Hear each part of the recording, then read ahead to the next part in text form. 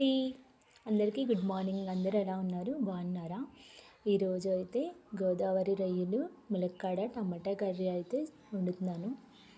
ఈరోజు బుధవారం ఉప్పు రొయ్యలు అయితే తీసుకున్నాను. దానికోసం 2 కప్పులు ఉల్లిపాయలు, 4 పచ్చిమిరపకాయలు, కొద్దిగా అల్లం వెల్లుల్లి పేస్ట్, ఇంకా లేత ములక్కాడలు, 2 టమాటాలు అయితే తీసుకున్నాను. అంటే అందరూ వండుతారు ఈ కూర. నా స్టైల్లో నేను ఎలా వండుతున్నాను అనేది చూపిస్తున్నాను అనమాట. మనకి ఎప్పుడు కూడా చెరువు రొయ్యలు దొరుకుతాయి, కానీ ఇటు సైడ్ అయితే గోదావరి రొయ్యలు దొరుకుతాయి అన్నమాట. చాలా టేస్టీగా ఉంటుంది. ఇది వాతం కూడా కాదు. అయితే ఉల్లిపాయలు, పచ్చిమిరపకాయలు అన్నీ కట్ చేసుకొని ఆయిల్లో వేసాను. ఇదైతే ఫస్ట్ మా వాడి కోసం అయితే వండుతున్నాను, తర్వాత మా కోసం వండుతున్నాను. వాడి కర్రీ అయిపోయాక, అంటే వాడికి తక్కువ స్పైసెస్తో వండుతాను. మా కోసం పచ్చిమిరపకాయలు, ఉల్లిపాయలు, ఇంకా కారం ఎక్కువ వేసి వండుతాను అనమాట. ఇంకా సిరమిక్లో వండుతున్నాను, ఆయిల్ తక్కువగా పడుతుందని. ఇంకా కట్ చేసుకున్న ఉల్లిపాయలు, పచ్చిమిరపకాయలు అన్నీ వేసి ఫ్రై చేసుకోవాలి. మిరపకాయలు వేగడానికి కొద్దిగా సాల్ట్ అనేది వేసుకున్నాను. తర్వాత దీన్ని బాగా ఫ్రై చేసుకోవాలి. ఇంకా అల్లం వెల్లుల్లి పేస్ట్ వేసుకున్నాను. వేసుకుని ఇంకా ఒకసారి మూత అయితే పెట్టుకున్నాను.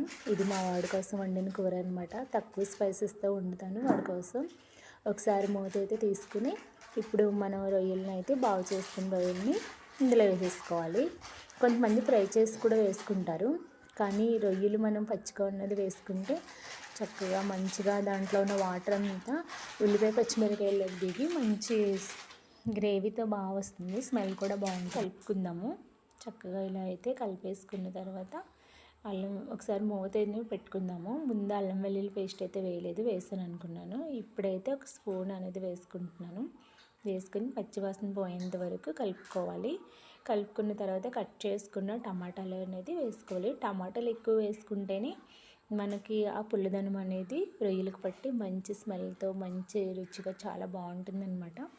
ఇంకా మనం ఎంత కారం తింటామో అంత వేసుకోవాలి. కారం అనేది వేసేసుకుని బాగా కలుపుకుంటే ఇంకా చక్కగా మనకి కర్రీ అనేది రెడీ అవుతూ ఉంటుంది. ఇంకా తర్వాత అయితే లేత ములక్కాడలు అని చెప్పాను కదా, ములక్కాడలు కూడా వేసుకుని ఒకసారి కలిపేసుకుని వాటర్ అనేది వేసుకోవాలి.